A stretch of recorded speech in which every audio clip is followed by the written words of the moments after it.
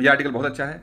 Independent of EC election commission की पे सवाल उठाए जा रहे हैं, बहुत अच्छे से इसको समझेंगे। लाइन से देखो, फ्री एंड फेयर इलेक्शन ये किसी भी डेमोक्रेसी के लिए बहुत ज़रूरी है, इसीलिए इसको बेसिक स्ट्रक्चर का पार्ट बनाया गया है कॉन्स्टिट्यूशन का। इसको बेसिक स्ट्रक्चर किस केस में बताया गया था? इंदिरा गांधी वर्सेस राज नारायण केस 1975 में भी ही हमने कह दिया था कि ये जो फ्री एंड फेयर इलेक्शन है ये बेसिक स्ट्रक्चर डॉक्ट्राइन का पार्ट होना चाहिए। लेकिन रिसेंट टाइम्स में अगर देखें तो इसका क्रिटिसिज्म बढ़ा है। जो इलेक्शन कमीशन है उसका क्रिटिसिज्म बढ़ा है। क्या क्या क्रिटिसिज्म हो रहा है देखो भाई।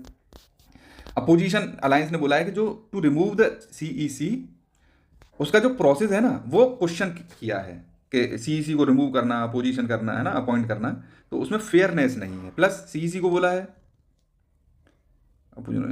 ठीक है, प्लस वोट थेफ्ट का लगाया, जो एसआईआर चल रहा है उसकी वजह से कि ये वोट थेफ्ट कर रहे हैं, वोट की चोरी कर रहे हैं, है ना, कई सारे लोगों को रिमूव कर दे रहे हैं उस लिस्ट से, तो वोट की चोरी की जा रही है। प्लस ईसी ने अलाउ किया मैसिव इरेगुलरिटीज इन वोटर लिस्ट, तो इसी पर यह भी इल्जाम है कि भाई ये वोटर लिस्ट में बहुत सारी इरेगुलरिटीज़ हैं, उसको इलेक्शन कमीशन ठीक नहीं कर रहा है, उसको अलाउ किया जा रहा है। प्लस एक और है, माइनॉरिटीज़ को टारगेट किया जा रहा है, ये इस पर वो लगाया गया है, ठीक है कि नहीं। तो ये तो रिसेंट इल्जाम इन पर लगे हैं ईसी पर। नेक्स्ट हम बात कर लेते हैं, सिटीजन्स के पास राइट टू वोट है ना, article 226। Adult franchise universe adult franchise है, it is provided in article 326, है ना। आर्टिकल 326 में दे रखा है कि सबको वोट डालने का अधिकार है, अडल्ट लोगों को। तो ये हमारा वोट डालने का अधिकार डेमोक्रेसी का एक बेड रॉक है। नेक्स्ट हम बात कर लेते हैं सिलेक्शन ऑफ ईसी, इसका क्या क्रिटिसिज्म है। देखो, इसका क्रिटिसिज्म आया था 2023 में, जब सुप्रीम कोर्ट ने अनूप बनरवाल केस में बोल दिया था कि जो कमेटी है जो इलेक्शन कमीशन ऑफ इंडिया को अपॉइंट करती है उसमें चीफ जस्टिस ऑफ इंडिया होना चाहिए। ओके, ये कब तक के लिए प्रोविजन था? जब तक कि कॉन्स्टिट्यूशन को मतलब पार्लियामेंट कोई लेजिस्लेशन नहीं ले आती सीईसी और ईसीस के अपॉइंटमेंट के लिए, ठीक है। ये तब तक के लिए प्रोविजन बनाया गया था कि पीएम होना चाहिए, लीडर ऑफ अपोजिशन होना चाहिए और सीजेआई होना चाहिए, ठीक है। अब प्रोविजन इसको चेंज कर दिया गया, सेंट्रल गवर्नमेंट ने क्या किया, चलो ठीक है, अपन लोग क्या करते हैं, गवर्नमेंट में पास कर दिया, chief election commissioner and other election commissioners appointment of conditions and office of terms act लेके आ गए थे 2023 का। इसमें दे रखा था अपॉइंटमेंट एंड रिमूवल ऑफ सीईसीज के बारे में, कि किस तरह से अपॉइंट करना है, किस तरह से रिमूवल कर देना है, ठीक है कि नहीं। एक सेकंड रुकना, मैं चार्जिंग पे लगाता हूँ इसको। किस तरह से अपॉइंट करना है, किस तरह से रिमूव करना है, ये प्रोसीजर इसमें लगा दिया और इसने रिप्लेस कर दिया 1991 के एक्ट को। अब इन्होंने ये जो कमेटी थी, prime minister, leader of opposition और चीफ जस्टिस ऑफ इंडिया को, इससे इसको रिप्लेस कर दिया। अपॉइंटमेंट किसके द्वारा किया जाएगा? प्रेसिडेंट के द्वारा। जो सिलेक्शन कमेटी है उसमें प्राइम मिनिस्टर होगा, यूनियन मिनिस्टर होगा। ये यूनियन मिनिस्टर कौन होगा, इसको बताएगा प्राइम मिनिस्टर, ठीक है, और लीडर ऑफ अपोजिशन होगा। तो सीजीआई का जगह किसने ले ली? यूनियन मिनिस्टर ने ले ली। अब देखो, इसमें गलत सरकार ने कुछ नहीं किया, इश्यू बस ये हो गया है कि जो सीजीआई था उसको रिमूव करके यूनियन मिनिस्टर कर दिया। This was with in the power of central government, ये सेंट्रल गवर्नमेंट ऐसा कर सकती थी। और अनु बनरवाल केस में भी यही बोला गया था कि जब तक सेंट्रल गवर्नमेंट एक्ट लेके नहीं आती है तब तक ये कमेटी रहेगी, prime minister, LOP and CGI वाली, leader of opposition and chief justice वाली, ठीक है। अब चूंकि अब सेंट्रल गवर्नमेंट ये एक्ट लेके आ गई है तो सीजीआई को रिमूव कर दिया। अब अपोजिशन वाले कह रहे हैं कि देखो, चीफ जस्टिस ऑफ इंडिया को हटा दिया गया है तो जो अपॉइंटमेंट का प्रोसीजर है वो फेयर नहीं है, ठीक है। तो ये एक एलिगेशन है। अब इस एक्ट को भी इन्होंने चैलेंज कर दिया है कोर्ट में, सुप्रीम कोर्ट में, Jaya Thakur versus union of India case में। अब इसकी नेक्स्ट हियरिंग मार्च में होनी है।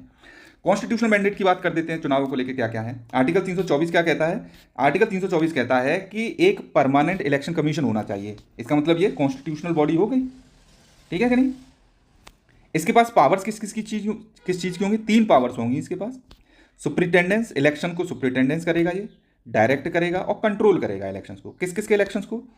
4 तरह के इलेक्शन होंगे, प्रेसिडेंट का एक, दूसरा वाइस प्रेसिडेंट का, तीसरा पार्लियामेंट का, चौथा स्टेट लेजिस्लेटिव बॉडीज़ का, ठीक है। स्टेट लेजिस्लेटिव बॉडीज़ में कौन कौन सी हो सकती हैं? State legislative assembly, state legislative council, इस तरह की बॉडीज हो सकती हैं, ठीक है। नेक्स्ट बात कर देते हैं, 2023 के एक्ट ने प्रोवाइड किया था, क्या क्या प्रोवाइड की थी? टर्म्स ऑफ कंडीशंस भी लिखे हैं ना इसमें, देखो एक्ट के नाम पे भी लिखा है कि appointment, conditions of office and terms of the office. तो टर्म्स क्या होंगे ऑफिस के? तो इसमें बोला गया है सीईसी जो चीफ इलेक्शन कमिश्नर, वो कितने समय के लिए ऑफिस को होल्ड कर सकता है? 6 साल के लिए या फिर 65 साल के लिए। तो या तो मान लो वो 59 ईयर्स का है तो 6 साल बाद 65 का हो जाएगा तो रिटायर हो जाएगा, ठीक है कि नहीं। या फिर मान लो वो 63 साल का है तो 2 साल बाद 65 का हो जाएगा तो रिटायर हो जाएगा, ठीक है कि नहीं। तो ये प्रोविजंस थे 6 ईयर्स एंड 65 ईयर्स। इसका मोस्ट सिग्निफिकेंट प्रोविजंस क्या क्या थे इसकी इंडिपेंडेंस को सिक्योर करने के लिए? कि इसी एक्ट में दे रखा है कि इसका जो रिमूवल होगा वो कैसे किया जाएगा? वो किया जाएगा CEC the provision of removal of the, ये सिग्निफिकेंट प्रोविजन से आर्टिकल देखो क्लॉज 5 आर्टिकल 324 क्या कहता है, CEC can be removed only in the manner prescribed for the removal of supreme court of जजेस। तो ये इंडिपेंडेंस के लिए रिमूवल बहुत जरूरी होता है, तो इनका रिमूवल इस एक्ट में दे रखा है। इस एक्ट में उन्होंने लिख दिया है कि रेफर करो किसको, जजेस इंक्वायरी एक्ट को, ठीक है, वो हम अभी आगे देखेंगे। ओके, तो देखो रिमूवल के बारे में इन्होंने क्या दे रखा था कि सुप्रीम कोर्ट जैसे रिमूव हो सकता है वैसे ही सीईसी, केवल और केवल सीईसी के लिए है ये। ओके, इससे क्या होती है, इंडिपेंडेंस इससे इसकी मैनेज होती है। नेक्स्ट हम बात कर लेते हैं जजेस कैसे रिमूव हो सकते हैं, proven misbehaviour and incapacity.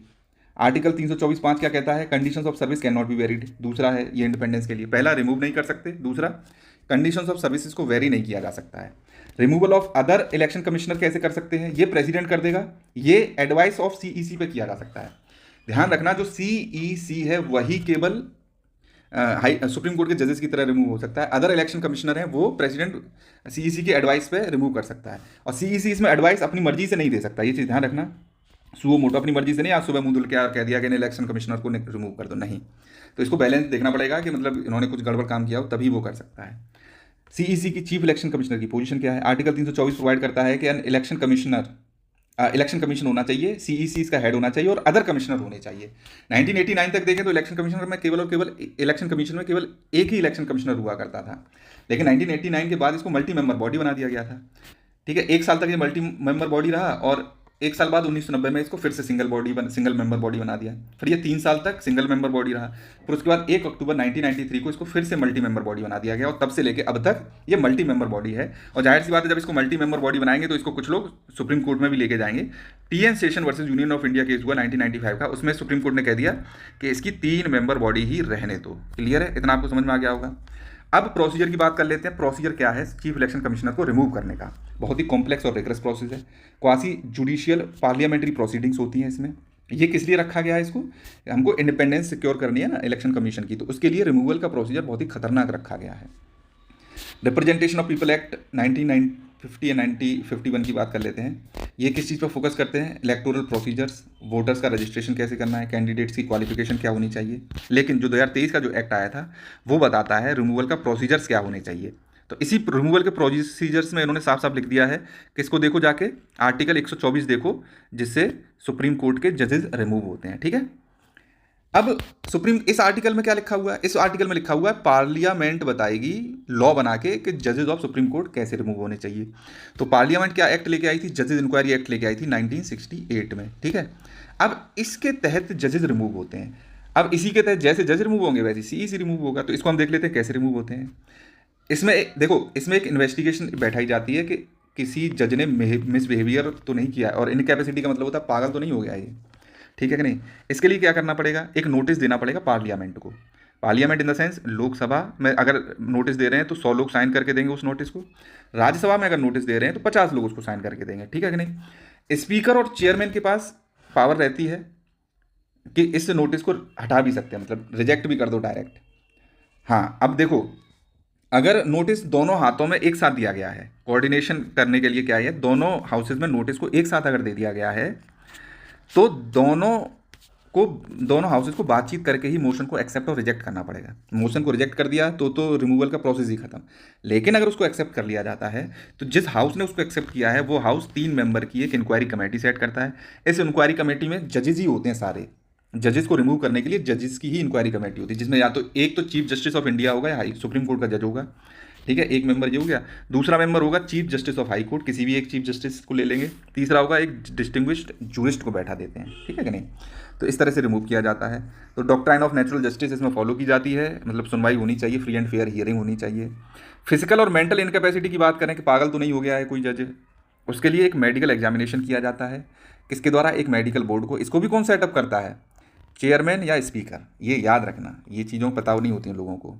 Next way forward में दे रखा है कि सारी पॉलिटिकल पार्टीज़ को कंसीडर करना चाहिए कि भाई ये कॉन्स्टिट्यूशनल और स्टैट्यूटरी बॉडी है, वो अगर कॉन्स्टिट्यूशन और स्टैट्यूटरी के प्रोविजन से चल रही है तो ठीक है, ज़्यादा फालतू की बकवास न करो। दूसरा वे फॉरवर्ड क्या है कि डिसेंट, मतलब इसकी बुराई करना जायज़ है ना, गलत नहीं है बुराई करना। इट्स ऑल्सो भी कंसीडर दैट द पॉलिटिसाइजेशन नहीं होना चाहिए इन बॉडीज़ का, जैसे ये लोग हैं ना अपोजिशन वाले पॉलिटिसाइजेशन कर देते हैं, तो वो नहीं होना चाहिए। तो बहुत ही अच्छा आर्टिकल था, आई होप कि आपको समझ में आया होगा।